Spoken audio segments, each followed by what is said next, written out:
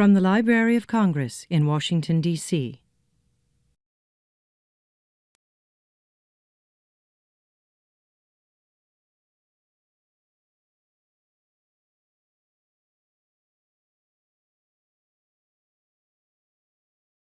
Hello, everyone. Welcome to the Law Library of Congress's 2017 Constitution Day program. Each year, the Law Library is happy to sponsor a talk or somehow commemorate the event for the nation's Constitution Day. My name is Jane Sanchez, and I have the honor to serve as Law Librarian of Congress. It is my pleasure to welcome each and every one of you today. Please note that today's program is being live streamed on the Library of Congress's Facebook page and the YouTube channel. So all remarks, including comments and questions, will be captured on the video. Also, if any of you have cell phones, please silence them now. Constitution Day, officially known as Constitution Day and Citizenship Day, is observed each year to commemorate the signing of the U.S. Constitution on September 17, 1787.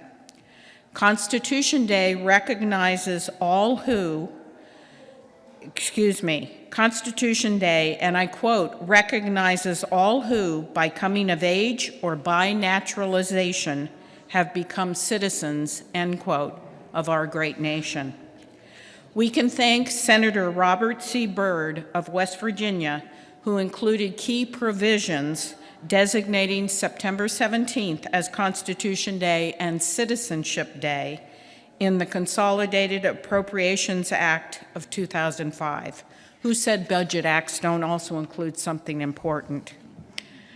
The act required all public schools and governmental offices to provide educational programs in an effort to promote a better understanding of the U.S. Constitution.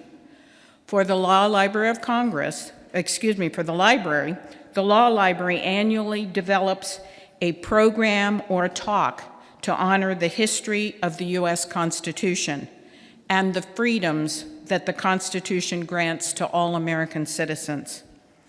The U.S. Constitution, signed 230 years ago, has undergone many amendments. However, it remains the longest surviving charter of government to inspire democratic ideals and principles of freedom throughout the world. In fact, in 1791, the Polish Constitution was the first European Constitution adopted after the American Constitution. Established May 3rd, 1791, less than 2 years after the U.S. Constitution, it reflected the American ideals of equality, federalism, and individual liberties. Ultimately, it inspired democratic changes throughout Europe. And now a little bit about the Law Library. The Law Library of Congress, with more than 2.9 million volumes of American, foreign, and international legal materials, is often called upon to assist countries that are writing their constitutions. For example, in 2016, we provided legal research to the Sri Lankan Parliament as they prepared to write a new constitution as they regrouped after a civil war. Likewise, the Law Library has worked with legislatures in emerging democracies. For example, we have provided legal research to the House Democracy Partnership, a commission of the U.S. House of Representatives. So it is quite fitting that we are hosting the library's annual Constitution Day program, although we're a little early this year since it officially is September 17th. And now, I'd like to introduce our speaker. We are honored today to host constitutional law professor Michael J. Klarman, the Kirkland and Ellis Professor of Law at Harvard Law School. Professor Klarman has won numerous awards for his teaching and scholarship in the areas of constitutional law and constitutional history. He has written a number of books, including From Jim Crow to Civil Rights, The Supreme Court and the Struggle for Racial Equality, which won the 2005 Bancroft Prize in History. Today, Professor Klarman will describe how the framers drafted and ratified the Constitution despite many clashing interests. He has documented this in his new book, The Framers' Coup, The Making of the U.S. Constitution, which is an Oxford University Press publication, 2016. Professor Klarman's book is available for purchase just outside the room. At this time, please join me in welcoming Professor Michael Klarman to the stage.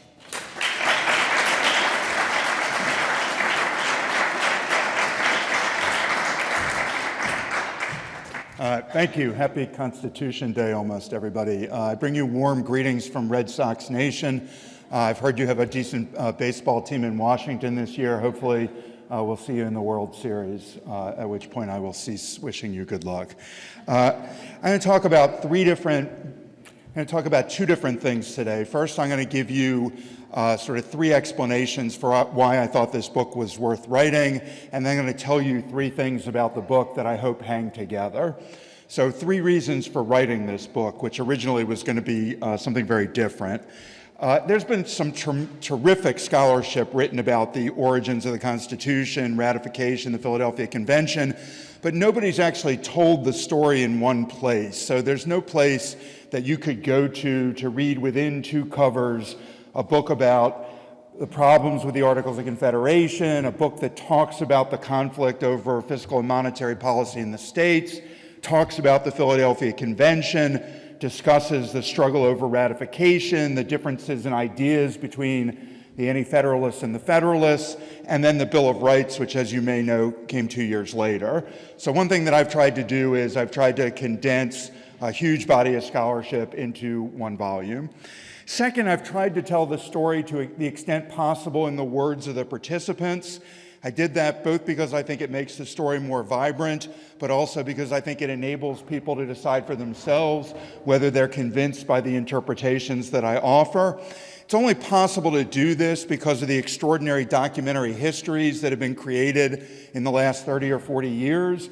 So people have literally ransacked the world looking for every newspaper article, diary entry, piece of correspondence that relates to the making of the Constitution, and that stuff has been digitized in the last 15 or 20 years. So it makes it possible to do something that would have been, I think, almost impossible just a generation or 2 ago.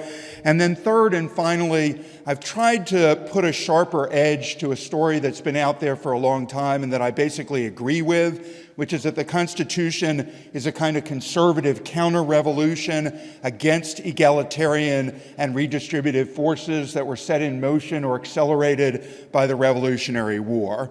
So I'll say a little bit as I go along about how exactly I'm trying to put a finer edge on that interpretation, but that interpretation, I don't claim any originality for putting it forward. It's been around for a long time, and as I said, I mostly agree with it. Okay, so I'm going to now talk about 3 points that are made in the book. First of all, this first point has 2 subparts. I apologize for this. I'm a lawyer. I tend to think in lots of subcategories. 2 points to the first part. I'm going to tell you 2 ways in which the Constitution differed from what most people probably wanted the Philadelphia Convention to do and certainly expected the Philadelphia Convention to do. Those 2 different ways were: the Constitution is much more nationalizing, by which I mean simply shifting power from the state and local level to the national level. And then second, the Constitution is democracy constraining or anti-populist, and I'm going to use those as synonyms for one another. By those terms, I simply mean the people who are writing the Constitution don't want direct democratic influence to be as powerful at the national level as it's been on the state level in the 1780s. Second point, then, I'm going to try to explain how it was that the framers in Philadelphia were able to write this Constitution that was so different from what most people wanted and expected. And then third, and to me in some ways most interestingly, how in the world did they get the country to approve this thing in what was a fairly democratic process? Now, to call it a democratic process, we immediately have to qualify that. It's not democratic from our perspective today. Women weren't participating in politics. Most African Americans were enslaved, even those who were free, not necessarily allowed to vote. Every state had property qualifications, so people who don't own real estate are not participating. Doesn't sound that democratic to us, but situating it within its historical context, the United States had the broadest suffrage of any country in the world, probably to that date in history. So it's fairly participatory from that perspective. And the question is, why would people ratify a constitution? One important point of which, as I've already suggested, was to take away direct populist influence from the people. Okay, so I'm going to start by briefly describing the nationalizing features of the Constitution, then I'll talk about the anti-populist features. First of all, the Constitution gives the national government virtually unlimited taxing authority. Now, that doesn't sound that striking to us, but you have to compare it to the relevant baseline, which is the Articles of Confederation, which was the document that governed the country before the Constitution. Under the Articles of Confederation, Congress had no taxing power. It simply had a power to issue requisitions, which are just like they sound. They're requests for money, which the states might or not comply with. Usually they didn't, and Congress had no coercive force to ensure the implementation, the effectuation of these requisitions. Under the Articles, there had been proposed amendments to give Congress a very limited taxing power, basically the authority to impose import duties, but those amendments have been defeated. So you're moving from no taxing power to a proposal for very limited taxing power to the Constitution that provides for almost unlimited taxing authority. Second point, Constitution authorizes Congress to raise armies, create a navy, call state militia into federal service, virtually without restriction. Now again, you need to compare that with the Articles. Under the Articles, Congress could requisition troops from the states, but again, that was a request, and Congress could do nothing if states decided not to comply with such a requisition for troops.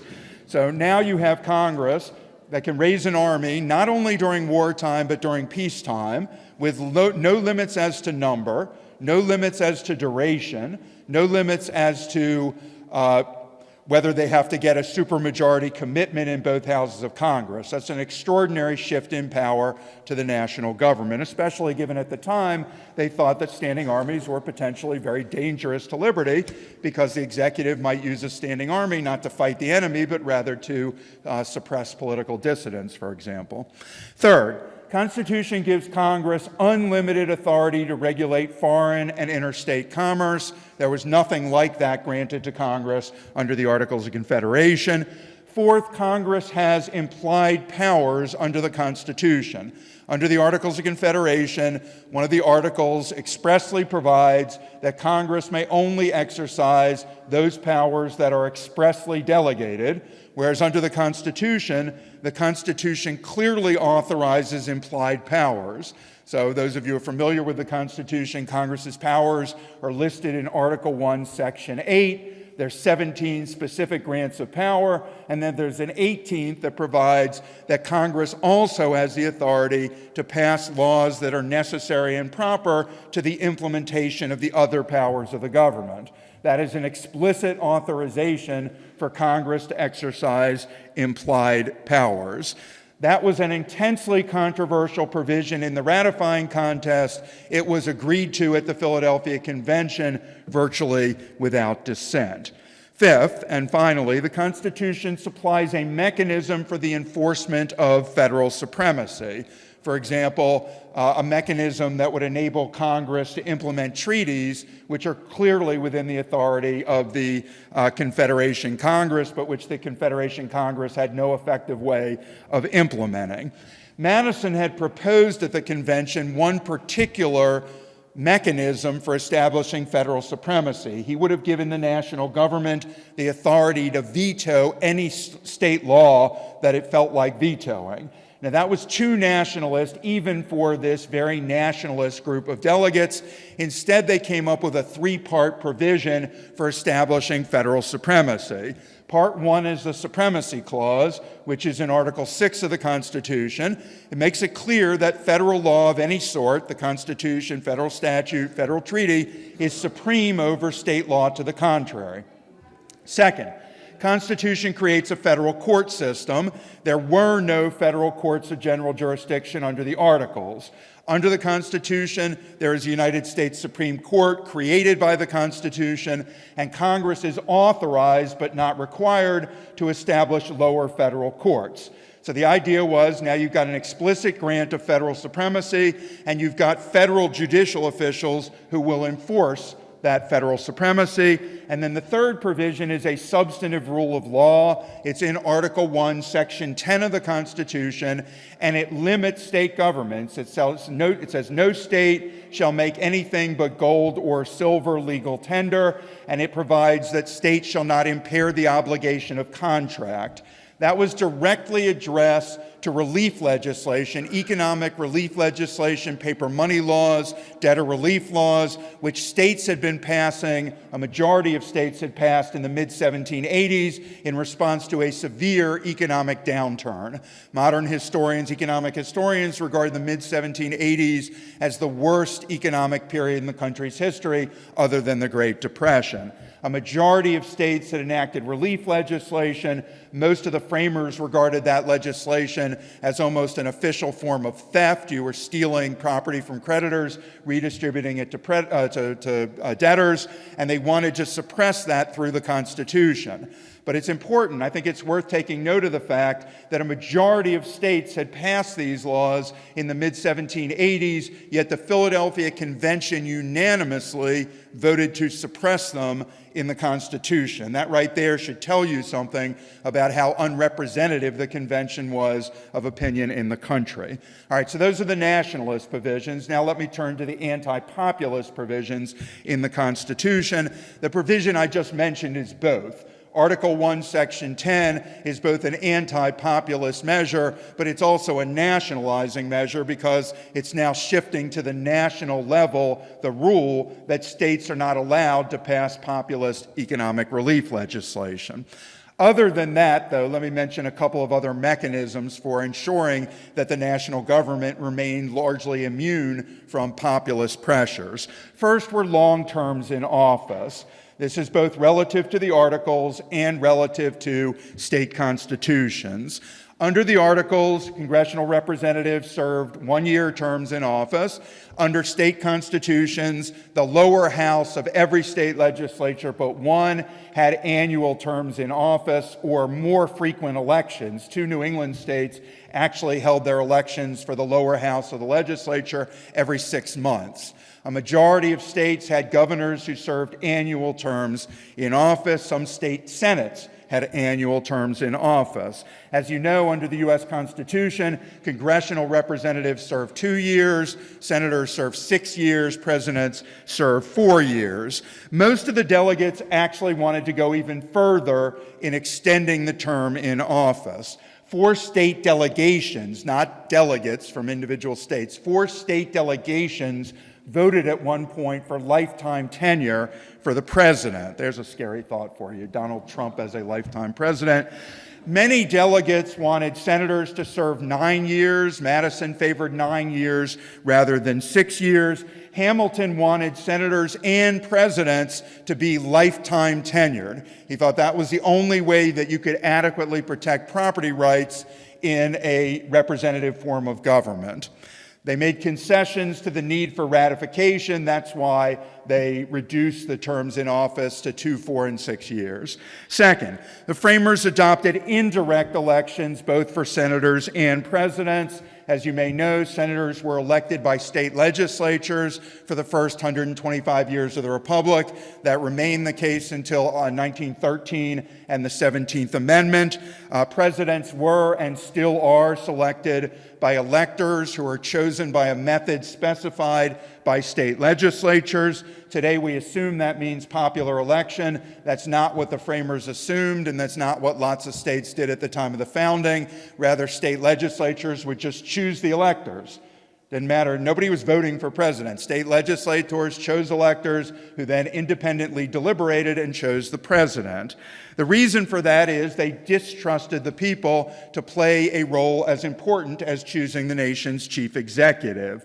George Mason, who was an important delegate from the state of Virginia, said at the Philadelphia Convention that, quote, "It would be as unnatural to refer the choice of a proper character for chief magistrate," meaning president, "to refer that choice to the people as it would be to refer a trial of colors to a blind man." Think about that. Think about running for office sometimes on that platform, right? The people can't possibly be trusted to choose their chief executive. They'd be like a blind man choosing between colors.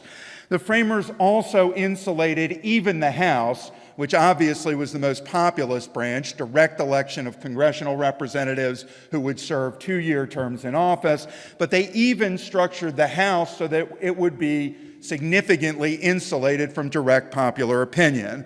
First point is they created a very small House of Representatives. That meant that individual congressmen would be elected by very large constituencies. Now, not like today. Today, a House member represents 600,000 or 700,000 people. Back at the time of the founding, it was more like 30 or 40,000. But you still need to compare that to like a state legislator in Massachusetts who might have represented 1,400 or 1,500 people. So you're talking about the constituency 20 times as large for the House as it would be for the lower house of the Massachusetts legislature, right? Very large constituencies over fairly large geographic areas. The point of that was twofold. First of all, they would ensure that the quote-unquote better sort would be elected to office. People who were well-known, had larger reputations, were more affluent, large property owners. They would be more likely to be elected from large constituencies. And in addition, the larger the constituency, the greater the physical and metaphorical distance between a representative and that representative's constituents. So the original House was 65 members. Compare that to the lower house of the Massachusetts legislature, which was over 300 delegates. 300 for a Massachusetts state legislature, 65 for the entire country. Next point along this same dimension, the Constitution actually authorized Congress implicitly to ensure that the constituencies for Congress were even larger. So Article 1, Section 4 of the Constitution provides that Congress can change state regulations for the time, place, and manner of federal elections. That may sound complicated, but what they really had in mind, or at least part of what they had in mind, was that Congress could say to a state legislature, we insist that you elect your congressional representatives at large rather than by district. So Virginia, for example, was by far the largest, most powerful, most important state at the time of the founding. Virginia had 10 representatives, and today we assume they have to be in districted constituencies. You break down Virginia into 10 different districted constituencies. The framers apparently contemplated that Congress could and would say to Virginia, you need to elect all 10 congressional representatives from the entire state. That is, you give every Virginian 10 votes, give them a list of people, and every Virginian votes for every representative. That, of course, would be an even more enormous constituency where you would be even more likely to get the quote-unquote better sort elected and where they would be even more insulated from the direct supervision of their constituents. Finally, the Constitution omits provision for instruction, recall, and mandatory rotation in office, each of which I'll mention in a section, I'll elaborate on in a second. But the key point here is, under the Articles of Confederation, these things existed. Under state constitutions, they often existed, but the framers consciously left them out of the federal Constitution. Instruction is pretty much what it sounds like. It's a mechanism that allows constituents to instruct their representatives how to vote. It would be sort of a modern analog would be referendum, where people actually get to vote directly on legislation. They didn't have that for the most part back then, but a New England town meeting could say to its representative, we want you to vote this way on raising taxes or that way on declaring independence from Great Britain, and if you didn't do what your constituents had instructed you to do, you'd be morally obliged to resign your seat. Constitution doesn't provide for that. Recall. Under the Articles of Confederation, congressional representatives served 1 year in office, but during that year, at any point, they could be recalled by their state legislatures. So you can be sure that congressional representatives did the bidding of their state legislatures, or else they would be immediately removed from office. Constitution doesn't provide that. And mandatory rotation, which again is just like it sounds, term limits. Under the Articles, you could only serve 3 out of every 6 years. After serving those 3 years, you were rotated out of office. That's a way to prevent officials from getting entrenched in office. Okay, the Constitution avoids those 3 democracy-enhancing provisions, and it includes these other democracy-constraining provisions. And the reason why is not really a mystery. It's because they want the federal government not to be susceptible to the populist political impulses that have overwhelmed the states in the mid-1780s, and they want the national government to be able to shut down state debtor relief legislation if any state tries to pass it again going forward. Okay, so that's the first part of my talk. The second part is explaining how the Philadelphia Convention managed to do these things that were different from what most people expected and probably wanted. One leading contemporary critic of the Constitution, I'm going to call them AntiFederalists, which is what they were known at the time, the people who opposed ratification. One leading Anti-Federalist said, and I think this is largely accurate, quote, "The democratic and aristocratic parts of the community were disproportionately represented in Philadelphia." And the question is why? Why were the democratic parts and the aristocratic parts differently represented in Philadelphia? Here are several discrete points that together maybe add up to an explanation. And when I said at the beginning of my talk that I was going to try to put a finer point on this traditional interpretation of the Constitution as a conservative counter-revolution, this is where I want to put the finer point on it. I don't think anybody has sufficiently explained why the Philadelphia Convention was so unrepresentative, and then how did they manage to convince the American people to ratify something that would deprive them of significant influence over the national government. So here are a few points. First, state legislatures elected the delegates for the Philadelphia Convention in every state but one. In South Carolina, the governor picked the delegates, and Rhode Island actually didn't send delegates to Philadelphia. But in the other 11 states, legislatures chose the delegates. And the question is, how did they choose the delegates? And the answer seems to be they simply chose their most eminent, well-known, large reputation citizens. So in Virginia, they send George Washington, they send George Mason, they send James Madison, the governor Edmund Randolph. In Pennsylvania, they're going to send probably the most famous man in the world, Benjamin Franklin. They're sending their most eminent citizens, people who have large reputations. The legislatures were choosing people who were well-known, eminent citizens, and usually the way you would acquire such a reputation is either through having served in the Confederation Congress and or serving in the Revolutionary Army. A majority of delegates had served in the Confederation Congress, and a majority of delegates had served in the Revolutionary Army. If you think about it, both of those are profoundly nationalizing experiences. If you served in the Confederation Congress, you're used to thinking in national terms rather than parochial terms, and serving in an army that creates a nation is a profoundly nationalizing experience. You just fought and risked your life to create a nation. And in addition, many people who served in the Revolutionary Army actually learned to distrust the states. For example, George Washington or John Marshall, the great Chief Justice. Their biographers talk about how their experiences serving in the National Army, where they saw the states often as being obstructive, refusing to ante up men, refusing to ante up money, it turned them into nationalists for life. In addition, these people of large reputation tended to be well-educated, fairly affluent, large landowners. Those characteristics correlate pretty closely with not being a big fan of populist influence on government. Second, the opponents of a nationalizing anti-populist project really had no reason to mobilize in advance against that agenda because they had no reason to suspect that that's what the Philadelphia Convention would be up to. Turns out that the agenda of the Philadelphia Convention mostly existed in the head of one man, James Madison. Now, that's not because Madison was one of the most eminent people in Philadelphia. He was 35, 36 years old. He had served in the Confederation Congress. He had served in the Virginia legislature. He was well regarded. He was obviously quite brilliant. I think people liked him. But he was not a formidable speaker. Often the reporter in a legislative session had to write down when Madison was talking, could not hear what he said. He was sickly. He did not have a commanding presence. He was not large like George Washington, Thomas Jefferson.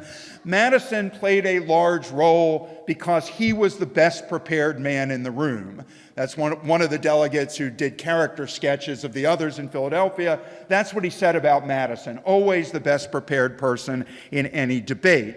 Madison was the only one who had spent the months before the Philadelphia Convention systematically analyzing the history of ancient and modern confederacies, diagnosing the problems that they tended to suffer from, and proposing solutions. So Madison did that. Then he came up with his ideas for the convention. He coordinated among his Virginia co-delegates, telling them to show up early in Philadelphia. They did arrive early, and they spent a couple hours every day talking through their ideas for the new government. They coordinated with the Pennsylvania delegates, conveniently all of whom lived in Philadelphia, so they were already there. And together, these two large states, the three largest states at the time were Virginia, Pennsylvania, and Massachusetts. So Pennsylvania and Virginia, they're there early. They're the two largest states. They're coordinating on a fairly nationalist, anti-populist agenda, and it gets introduced the first day of the convention. It's called the Virginia Plan in honor of the Virginia delegates, and it turns out that that proposal was very nationalist and anti-populist. Now, Madison didn't win on everything he wanted in Philadelphia. Indeed, he lost on a lot of things he cared a lot about, but obviously where you end up depends on where you start, and they started on a very nationalist and anti-populist point on the spectrum. Third, some appointed delegates, about 8 or 10 of them, decided to turn down their appointments. Now, some of them, intriguingly, like Patrick Henry of Virginia, Richard Henry Lee of Virginia, Samuel Chase of Maryland, they actually became leading anti-Federalists. They were appointed to the Philadelphia Convention, they didn't go, and then they became leading opponents of ratification. Now, it's hard to know exactly why they didn't go. With some of them, we don't have any evidence. With others, we have the evidence of what they said, but it's not entirely clear that we ought to credit that. It's a fairly small sample size, so it's dangerous to speculate and generalize, but I would simply offer what is candidly a piece of speculation. One possibility is these people didn't go because they had very little sympathy for the mildly nationalizing project they thought was underway. They didn't have any interest in it, but they also didn't have any reason to rally against it. But they didn't know what was really going on in Philadelphia was a fairly revolutionary reform project, and if they'd known about that, they might have gone to fight against it, but they didn't know that was what was going to happen, and they weren't interested in what they thought was going to happen, so they didn't go. Fourth point, there was a decision made by some delegates who did go to the Philadelphia Convention, didn't approve of its nationalizing and anti-populist direction, to leave early. This is people like Robert Yates and John Lansing of New York. When they left, that deprived the New York delegation of its vote because it left only Alexander Hamilton, who was the most nationalizing anti-populist of them all. But under the rules, one delegate couldn't vote for his state. So once Yates and Lansing went, that nullified New York's vote. Luther Martin was another one of these who left the convention early and then became one of the leading anti-federalists in Maryland. Now, you can understand why they left. Their point was the Philadelphia Convention was ignoring its instructions, it was doing something illegitimate, and they didn't want to confer legitimacy on it by staying. But of course, it's always a very difficult choice to make. You can walk out and try to delegitimize the project you disagree with, or you can stay and fight against it and try to make it less objectionable. They chose to leave, and in retrospect, that was probably a mistake. Fifth point, the delegates made the critical decision to close the doors of the Philadelphia Convention. Now, they had good reasons for doing so. Madison said later, and I think this is probably right, if they hadn't done this, they might not have been able to come up with any constitution at all.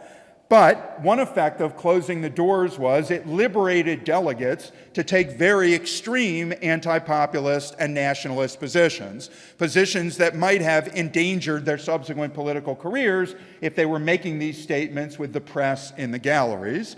And in addition, and maybe more importantly, closing the convention meant that the Anti-Federalists, the people who were going to oppose the Constitution, actually were deprived of about 4 months of rallying opposition. The convention was meeting from about May 25th to September 17th, and if the Anti-Federalists had known what was going on, they could have started immediately organizing their opposition, but in fact, they didn't know until the convention unlocked its doors and issued its report on September 17th. Last point along these lines, the delegates made a momentous choice in Philadelphia that they were going to seize the moment. Leading up to the convention, Madison is writing letters to his Virginia compatriots, his mentors, Washington, Jefferson, his friend Edmund Randolph, who's the governor. Madison is airing his ideas. He's thinking through his ideas by talking about them. And in his letters with Washington, they find to their mutual satisfaction that they agree that the convention should not pursue what they call temporizing expedients. They actually want the convention to do something more radical. Go and write the best form of government you think you can get ratified. Give up on the idea of incremental reform. Do something more drastic. When Randolph introduces the Virginia plan, which he gets to do because George Washington is immediately appointed president of the convention, that makes Randolph the most senior Virginian. He's the governor. He introduces the Virginia plan, and according to Madison's notes, this is what he said. He, Randolph, would not, as far as depended on him, leave anything that seemed necessary undone. The present moment is favorable and is probably the last that will offer.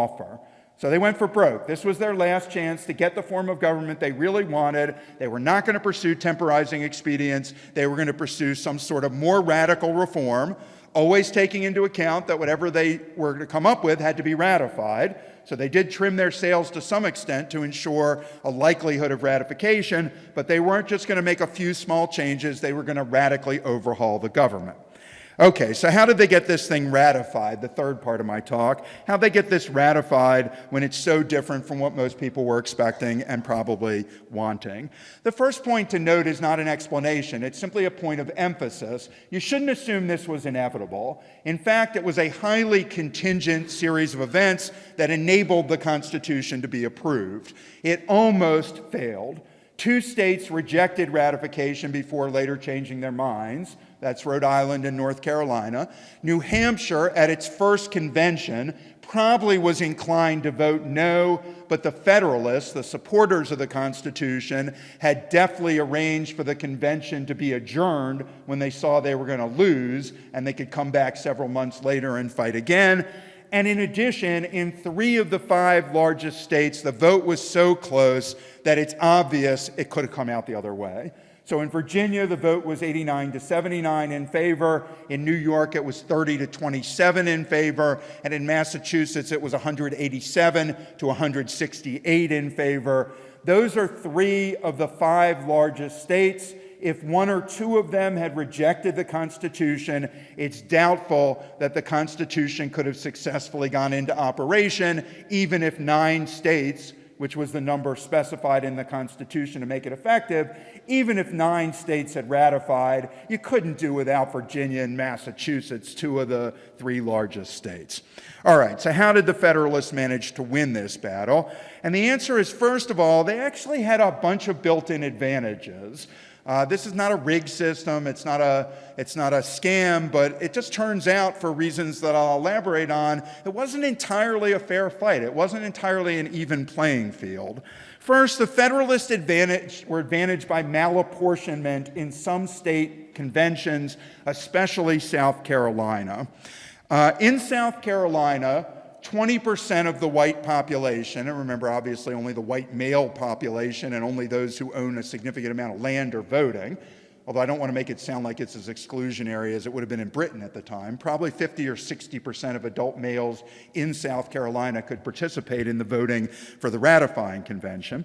20% of the population lives in coastal areas along the Atlantic seaboard.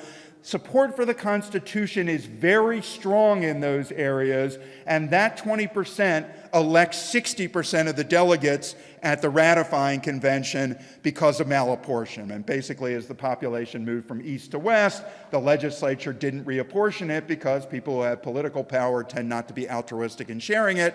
So this has been a story throughout American history. You get malapportionment as people move either from farms to cities or from east to west. So a majority of the population in South Carolina, according to most historians, opposed the Constitution, but because of severe malapportionment, 2/3 of the delegates at the South Carolina Convention voted in favor. Second, the press overwhelmingly favored ratification. 90% of Americans lived outside of cities in 1787, 1788, but newspapers, for obvious economic reasons, were published almost exclusively in cities where subscribers and advertisers, the 2 economic engines of the newspaper industry, tended to be overwhelmingly supportive of the Constitution. AntiFederalists, again the opponents, had a hard time even getting their essays reprinted in many states. Agnes Burke, who was a leading Anti-Federalist in South Carolina, complained that, quote, the whole weight and influence of the press was on the side of the Constitution. Only about 12 of the 90 newspapers then in circulation in the country published any significant amount of anti-Federalist literature. Right, so it'd be like today having a debate about some political issue and you've only got Fox News. You've got nothing on the other side. Third, several conventions were held in coastal cities where support for the Constitution tended to be almost universal across class lines. So for example, in New York, we know 19 out of every 20 voters who was participating in electing delegates to the New York Convention, 19 out of every 20 voted for a Federalist delegate. This had an effect, this overwhelming support for ratification in these cities where many of the conventions were held, had an effect both inside and outside of the state ratifying conventions. All of the ratifying conventions were open to the public, unlike the Philadelphia Convention, which was closed. That means that the galleries tended to be dominated by spectators, and because these were cities, they tended to be dominated by Federalist spectators who were not shy about voicing their opinions. So when an anti-Federalist would get up to speak in the Connecticut Convention, they would be hissed at, they would be booed, people would stomp their feet, making it difficult for anti-Federalists even to get their opinions voiced. Outside of conventions, for example, in South Carolina, the local planter elite, which overwhelmingly supported the Constitution, which tells you something about their perception of the Constitution's strong support for slavery, they would hold open houses at their homes during the duration of the South Carolina Convention. They would adjourn to their homes after the day's deliberations were over, and you can be sure that they were whispering into the ears of the delegates positive things, glowing praise for the Constitution. Fourth point, fourth Federalist advantage, Federalists just had an easier time organizing their supporters. People in cities tended to be Federalists, people close to the Atlantic seaboard tended to be Federalists. This is an era of very rudimentary transportation and communication. People on the western frontier tended to oppose the Constitution. People in backwoods areas that were remote from commercial connection, remote from roads, they tended to oppose the Constitution.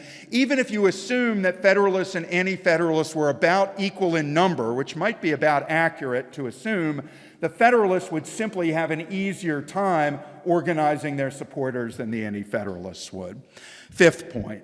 The better sort, as they called them, the well-educated, reasonably affluent elite, overwhelmingly supported ratification everywhere but in the state of Virginia. In Virginia, the elite was actually split down the middle, but in other states, the elite overwhelmingly supported the Constitution. That was a big advantage for Federalists in those ratifying conventions where delegates were actually open to having their minds changed, which was some of the conventions and not others. Backwoods farmers could not quote Cicero in the original Latin. They were often intimidated by their oratorically more gifted, better educated opponents. For example, at the Massachusetts ratifying convention, leading Anti-Federalist Amos Singletary complained of, quote, these lawyers and men of learning and moneyed men that talk so finely and gloss over matters so smoothly to make us poor, illiterate people swallow down the pill. Right, anti-elitism 225 years ago. The last of the advantages of the Federalists, and then I'll mention a couple other points and I'll be done, and I'm happy to take some questions. The genius of Article 7 of the Constitution was a huge advantage for the Federalists. 9 states under Article 7 could put the Constitution into operation, although no state could bind any other. Now, under the Articles, you needed unanimous state consent for any amendment, and the Articles were never successfully amended. But under the Constitution, once 9 state conventions had approved, the Constitution would be up and running. The other 4 states would be free to do as they like. They couldn't be bound without their consent, but they also wouldn't be part of the country unless they ratified. Now, that was important because it might sound like it's preserving every state's independent right to go its own way.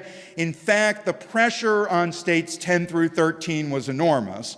Once 9 states had ratified, the other states could be, because they're not in the country, you would have a new country, they're not being guaranteed military protection.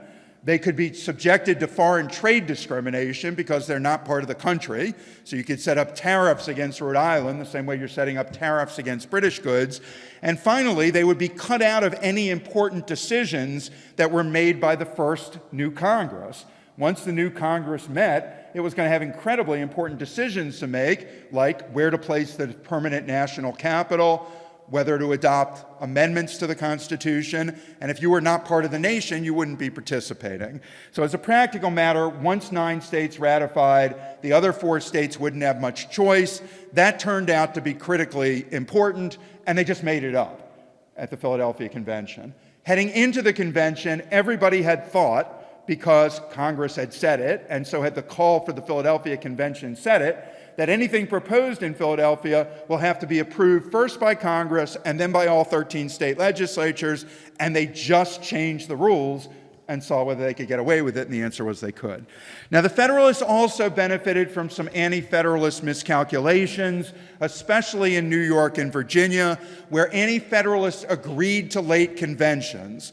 The New York and Virginia conventions didn't meet until June of 1788, which is 9 months after the Philadelphia Convention had ended. I think they were calculating that that would give them more time to rally their supporters in opposition to the Constitution, but what they ultimately did was they made themselves irrelevant. By the time the New York Convention was underway in late June, New Hampshire had become the 9th state to ratify. Then while the New York Convention was continuing to deliberate in the first week in June, they got news that the Virginia Convention had been the 10th state to ratify, and that just hugely changed the calculus in New York. Previously, the question was, do you like the Constitution or not? Now the question is, whether you like the Constitution or not, do you want to be part of a new nation which is going to exist whether you join it or not? And by the way, the nation's capital was in New York, and they were going to lose the capital, obviously, if they didn't join the Union. That was going to cost them at least 100,000 pounds a year in hard currency, which was a lot of money back then. If either Virginia or New York had chose to go earlier, I think they probably would have rejected unconditional ratification. That would have undercut the momentum that was being built up in favor of ratification, and it quite possibly might have influenced later states. Last important point I want to emphasize, the Federalists managed to do one other thing that I think was incredibly important, and this is something I learned while working on the book. This wasn't something I knew going into it. It was critically important to their success to keep intermediate options off the table. They wanted to force a choice between the Articles of Confederation, which most people agreed were deeply flawed, and the Constitution, which at least half the country also thought was significantly flawed. They wanted to deny people a choice on the spectrum somewhere in the middle between the Articles and the vastly more nationalist and anti-populist Constitution. Now, the two most likely ways to have arrived at an intermediate solution were the following procedural mechanisms. One was a demand for antecedent amendments, meaning let's amend the Constitution before it gets ratified rather than afterwards. And the other procedural mechanism would have been let's hold a second convention after the first. Now, the Anti-Federalists, the opponents, made pretty good arguments for why these were sensible procedural paths to follow. The argument for antecedent amendments was pretty straightforward. Who in their right mind, Patrick Henry said this at the Virginia Convention, you'd have to be a lunatic to sign a contract with another party when that party then gets to change the terms that you've already agreed to. He said that's like agreeing to a constitution with a vague promise of subsequent amendments to come. You should insist on seeing the amendments in advance, which sounds pretty reasonable. The argument for a second convention was the country just had a big debate on a constitution that was unveiled after a secret convention and did not map onto what most people expected. We've now had a big national debate. People have told you about their concerns. Now let's go ahead and vote for more delegates who can gather up all this information, go to Philadelphia, and write a constitution closer to the intermediate position, which is where most Americans were at. Federalists made legal arguments against those procedural paths, and they made practical political arguments. But I think the actual reason why they opposed these alternatives is because they understood there's no way that a second convention or antecedent amendments would allow them to preserve the core of what they had done in Philadelphia. And what they wanted was not to arrive at a position that most Americans agreed with. What they wanted was to get the Constitution they had written in Philadelphia approved because they thought this was what was necessary for the nation's good. Now, in this regard, consider the proposal that Randolph had made to Madison before the convention. Randolph, the governor of Virginia, and Madison are corresponding before the convention. Madison is playing with his ideas, and Randolph says in response, whatever we write in Philadelphia, we should submit it to the country in a kind of detachable form so people can approve what they like and disapprove what they don't like. Madison was horrified by that idea, and he ridiculed the notion that ordinary Americans could have informed opinions on something as important as designing a system of government to govern them. This is what Madison said to Jefferson later that year, towards the end of 1787. Quote, "In Virginia, where the mass of people have been so accustomed to be guided by their rulers on all new and intricate questions, the matter of whether to ratify the Constitution certainly surpasses the judgment of the greater part of them." Right, another good platform to run for office on sometime, that most people are too ill-informed or not bright enough to actually participate meaningfully in deciding what governing structure should exist at the national level. Okay, so to just sum up in 1 minute, Constitution is more nationalist, more anti-populist than most Americans expected or probably wanted. The framers took advantage of the element of surprise to get it drafted. Then they barely got it ratified, benefiting from some circumstances that proved advantageous, some miscalculations by their political adversaries, and some luck, portions of which they helped to create for themselves.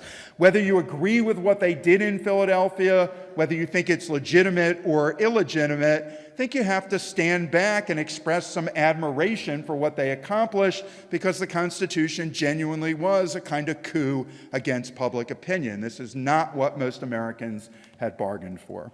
So thank you very much for your patience, and I'm happy to take some questions. I don't know how much time we have, but...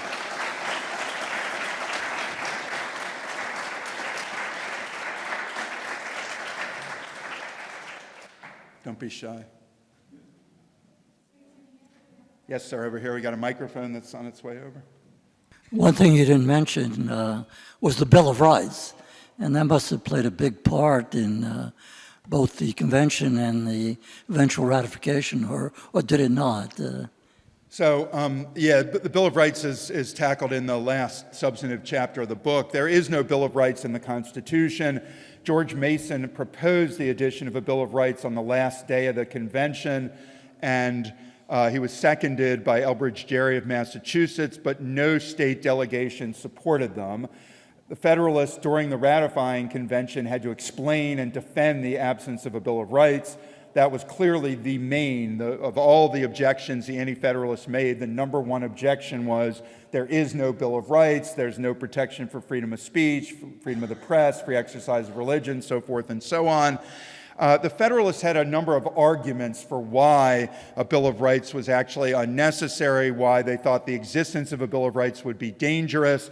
I can go into that. I think what I want to say is actually, it's not clear to me whether they would have opposed a Bill of Rights had it been proposed earlier in the convention, but they'd been in Philadelphia for 4 long, hot, contentious months, and they thought this would be opening a Pandora's box to suggest a new topic for debate. So I think the other delegates just said, we don't want to deal with this. It turned out to be clearly a tactical mistake, because this was the principal grounds of opposition to the Constitution. Madison became absolutely critical to the Bill of Rights. So Madison was running for office. He wanted to be elected to the first Congress from Central Virginia. He was from Orange County, Virginia. And Madison's constituents included a large share of Central Virginia Baptists who had firsthand experience with religious oppression. They had been oppressed. Many Baptist preachers had been thrown in jail by the Anglican establishment within the previous decade. These people couldn't understand why Virginia had a statute of religious freedom, but there was no protection for religious liberty in the Constitution. Madison was encouraged by his friends in the district. He was actually running against James Monroe, who had been a Revolutionary War hero, opposed ratification in Virginia, and this is a district that had been gerrymandered by Patrick Henry to try to keep Madison out of the first Congress. Madison had to go home and campaign and promise his constituents that if elected, he would now support a Bill of Rights. Now that the Constitution had been ratified, he would support a Bill of Rights. So Madison gets up in Congress on June 8, 1789. This is the first session of the Bill of Rights, first session of the new Congress, and he says, I'm proposing amendments to the Constitution. I'm proposing a Bill of Rights. The Anti-Federalists in Congress are not interested in the proposals that Madison's offering.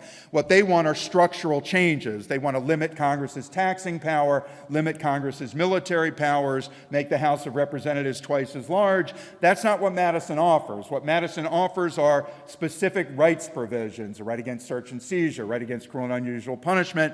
The Anti-Federalists don't think those are really robust, significant protections. They want structural limits on national power rather than rights protections.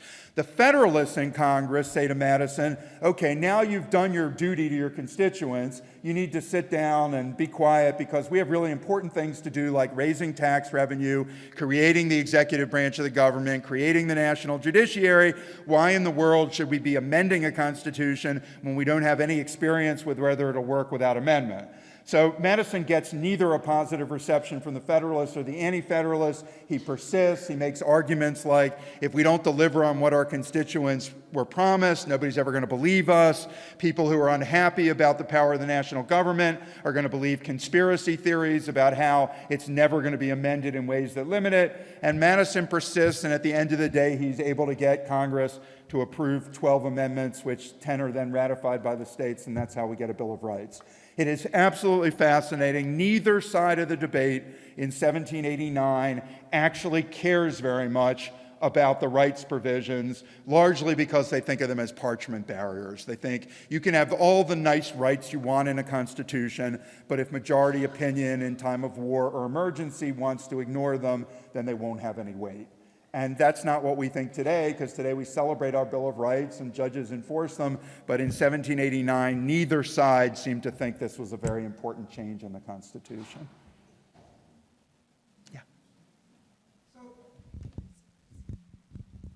within a few years of the adoption of the Constitution, most of the Anti-Federalists had come around to supporting the Constitution. And James Madison was leading the opposition in Congress to the administration, and was more or less a minority leader in many of the Congresses. So I wonder if James Madison would have seen this as a greatly successful coup, and whether the Anti-Federalists would have also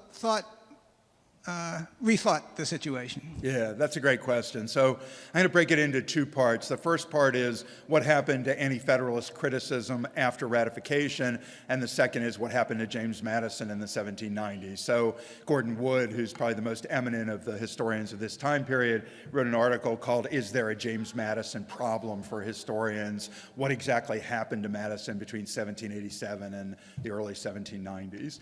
So in answer to the first part, the Anti-Federalists did pretty quickly give up their legitimacy complaints. Those were a prominent form of their objections to the Constitution during the ratifying debate. This is illegitimate. There's nothing under the Articles allowing a convention. You've circumvented the state legislatures. You've created special ratifying conventions. You changed the rule for ratification from 13 to 9. They argued it was illegitimate. After they lost, they largely gave up that argument. There are a couple possibilities. One possibility is the economy was booming in the early 1790s, and the Federalists and Hamilton would have claimed it's actually because of the Constitution. People who are more dubious might say it's because of the wars in Europe between France and Great Britain that opened up a lot of demand for American agricultural products, and the United States remained neutral in the law. Whatever the reason is, though, in times of booming economy, people are maybe not as interested in objecting to the political arrangements which exist. So that might be one possibility. The other possibility is the Constitution, and I'm fond of this one, this is the one I'm drawn to. Constitution quickly proved sufficiently indeterminate that the Anti-Federalist types could make the same arguments they had made against the Constitution within the Constitution, right? So one of the first debates is over whether Congress can charter a national bank, and Madison, who has now become one of the leaders of the opposition, says Congress doesn't have authority to charter a bank. There's nothing in Congress's powers. It can raise taxes, it can regulate commerce, it can fund armies. There's nothing about a bank. But Alexander Hamilton says, on the other hand, well, Congress can borrow money. Wouldn't it be convenient to have a bank that could lend you money? Congress can raise taxes. Isn't it convenient if the bank has notes that circulate that people can pay their taxes in? And so they just disagree about what the Constitution means. And that's happening from the very beginning. One of the first debates in Congress is, can the president remove the Secretary of State, or whether the same Senate that confirmed the Secretary of State has to play a role in removing the Secretary of State. That's a debate in the first Congress. 1793, George Washington issues a neutrality proclamation. Alexander Hamilton defends that in the newspapers. James Madison attacks it, saying only Congress can declare war. So if Congress can declare war, why can the president declare peace?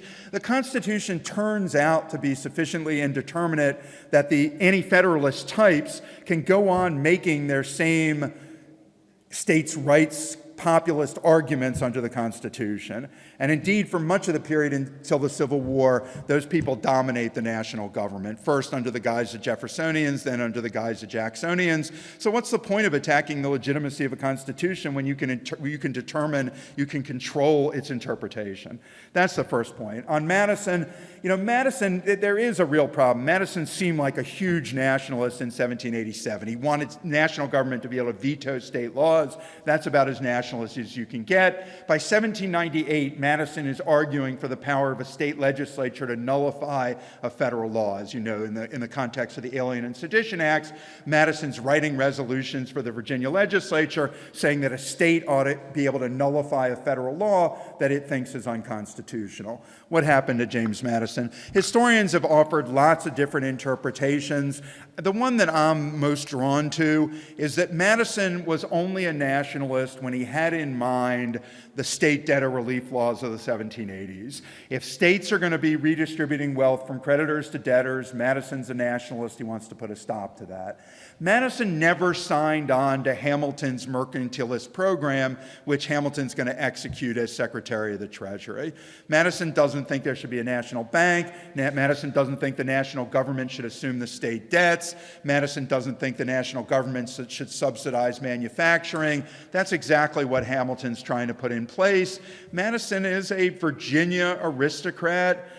The South literally doesn't have any banks, and now Hamilton's trying to create a national bank.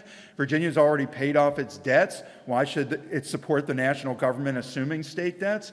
So Madison is representing his constituents. He's representing the state of Virginia. And I think genuinely he never signed on to exactly what it is that Hamilton wanted to do with national power. If there is one, I may have exhausted everybody. Okay, all right. If not, Thanks a lot for coming, everybody. Appreciate it. As a small token of appreciation, we give you some items from the law library, and we hope you will enjoy them. And once again, thank you so much for coming. Thanks for having me. This has been a presentation of the Library of Congress. Visit us at loc.gov.